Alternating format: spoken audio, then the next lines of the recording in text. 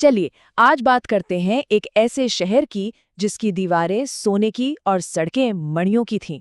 एक ऐसा शहर जिसे खुद भगवान श्री कृष्ण के आदेश पर समुद्र ने जगह दी थी। जी हाँ, ये कहानी है द्वारका की, कृष्ण की कर्मभूमि और यदुवंश के गौरव की। पर सोचने वाली बात यह है, जो शहर दिव्य हाथों से बना, वो आखिर इतने बड़े विनाश में समा कैसे गया? यही वो सवाल है जो आज तक गूंजता है। आखिर उस दौर की सबसे सुरक्षित और अमीर मानी जाने वाली नगरी का नामो निशान कैसे मिट गया? असल में इस तबाही के पीछे कोई एक वजह नहीं थी। ये तो घटनाओं और दो श्रापों की एक ऐसी जंजीर थी जिसने द्वारका की किस्मत हमेशा हमेशा के लिए लिख दी थी। तो फिर इस पूरी कहानी को समझने के लिए हमें थोड़ा पीछे जाना होगा, बिल्कुल शुरुआत में, जब इस शानदार शहर की नींव रखी जा रही थी। तो देखिए, बात शुरू होती है मथुरा से। कंस का वध करने के बाद भी यादवों को चैन नहीं था। कंस का ससुर जरासंध बदले की आग में जल रहा था और उसने एक दो बार नहीं बल्कि 17 बार मथुरा पर हमला किया। अपनी प्रजा को इस रोज रोज की लड़ाई से बचाने के लिए श्री कृष्ण ने एक ऐसा किला बनाने का फैसला किया जहां कोई दुश्मन पहुंच ही न सके। उन्होंने समुद्र देव से जमीन मांगी और विश्वकर्मा जी की मदद से बनाया एक ऐसा शहर जो सचमुच अभेद्य था। सोने की नगरी द्वारका। द्वारका में यादवों ने पूरे 36 साल सुख शांति से बिताए, सब कुछ बेहतरीन चल रहा था। लेकिन किस्मत को शायद कुछ और ही मंजूर था। दो ऐसे घटनाएं हुई जिन्होंने अनजाने में ही विनाश के वो बीज बो दिए जिनसे एक दिन पूरा का पूरा यदुवंशी खत्म हो जाना था। ये जो दो वजह हैं ना, यही द्वारका की त्रासदी का पूरा सार है। एक तरफ महाभारत युद्ध के बाद अपने 100 बेटों को खोने के गम में डूबी गांधारी ने कृष्ण को श्राप दिया। उन्होंने कहा, जैसे मेरे कुल का नाश हुआ वैसे ही तुम्हारा यदुवंश भी आपस में लड़कर खत्म हो जाएगा। ये था विनाश का क्यों।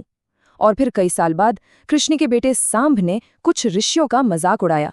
गुस्से में उन ऋषियों ने श्राप दिया कि सांभ एक ऐसे लोहे के मूसल को जन्म देगा जो उसके पूरे खानदान के विनाश का हथियार बनेगा। ये था विनाश का कैसे। और फिर वो वक्त आ ही गया जब इन श्रापों को सच होना था। द्वारका के ऊपर अपशकुन के बादल मंडराने लगे। ऐसा लग रहा था मानो प्रकृति खुद ही आने वाले सर्वनाश की चेतावनी दे रही हो। और ये कोई मामूली संकेत नहीं थे। शहर में दिन रात भयानक आंधियां चलने लगी। चूहों ने तो पूरी नगरी में आतंक मचा दिया था। वो सोते हुए लोगों के बाल तक कुतर जाते थे। जानवरों का बर्ताव भी एकदम बदल गया था। श्री कृष्ण तो सब जानते थे। वो समझ गए कि गांधारी के श्राप के सच होने का और यदुवंश के अंत का समय अब आ गया है। इस तबाही को टालने की आखिरी कोशिश में कृष्ण सभी यादवों को प्रभास क्षेत्र में तीर्थयात्रा पर ले गए। पर होनी को कौन टाल सकता है। वहां नशे की हालत में सात्यकी और कृतवर्मा के बीच महाभारत की बातों पर बहस छिड़ गई और बात इतनी बिगड़ी कि सात्यकी ने गुस्से में कृतवर्मा का सिर काट दिया। बस यही वो एक चिंगारी थी जिसने पूरे जंगल में आग लगा दी। सारे के सारे यादव एक दूसरे की खून के प्यासे हो गए। भाई भाई को और बेटा बाप को मारने लगा। और ये कोई आम लड़ाई नहीं थी, ये एक श्राप का असर था। जब यादवों के हथियार खत्म हो गए तो उन्होंने पास में उगी हुई एक खास एरका घास को उखाड़ना शुरू कर दिया।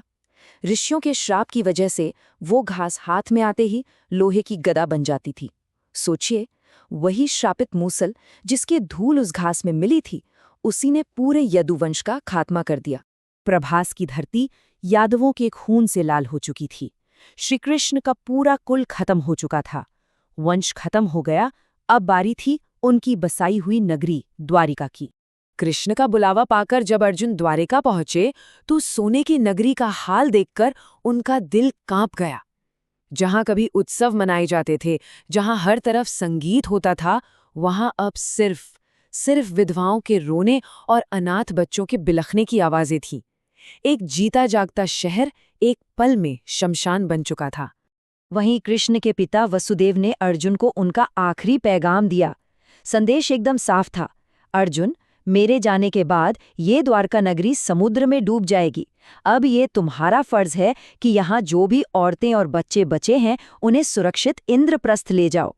और इस लगभग नामुमकिन काम के लिए अर्जुन के पास पता है कितना वक्त था? सिर्फ 7 दिन। 7 दिनों में एक पूरे शहर को खाली कराना था, जबकि समंदर अपनी लहरें उठा रहा था, मानो अपनी दी हुई जमीन वापस मांगने को तैयार बैठा हो। अर्जुन ने किसी तरह सबको इकट्ठा किया और उस मातम में डूबे हुए काफिले के साथ इंद्रप्रस्थ की ओर चल दिए। और जैसे ही आखिरी इंसान ने द्वारका की सरहद पार की, समंदर ने अपनी सारी सीमाएं तोड़ दी। बड़ी बड़ी लहरें उठीं और देखते ही देखते वो शानदार, दिव्य, सोने की नगरी हमेशा के लिए समंदर की गहराइयों में समा गई। पीछे रह गया तो बस एक अंतहीन सागर और कुछ कहानियां।